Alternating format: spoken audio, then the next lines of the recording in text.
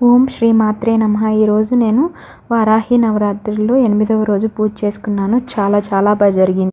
ఈరోజు పూజలో అమ్మవారికి నేను చామంతి పూలతోటి పూజ చేసుకున్నాను. పసుపు చామంతి, పింక్ కలర్ చామంతి పూలు దొరికాయి నాకు ఈరోజు. నేను ఆ రెండిటితోటి పూజ చేసుకున్నాను.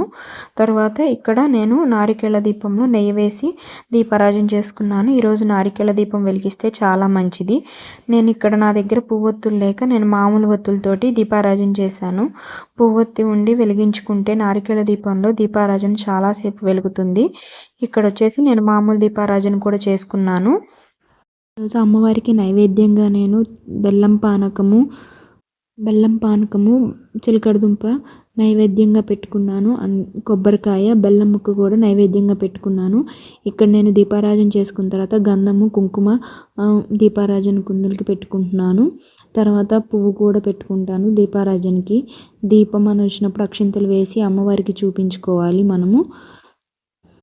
ఈరోజు అమ్మవారికి అష్టోత్తర శతనామావళి వారాహి స్తుతి చదువుకున్నాను. ఇక్కడ వచ్చేసి నేను బెల్లం ముక్క నైవేద్యంగా పెడుతున్నాను. ఈరోజు నా పూజ చాలా బాగా జరిగింది. మీకు ఎలా జరిగింది నాకు కామెంట్ చేసి చెప్పండి. ఓం శ్రీ మాత్రే నమః.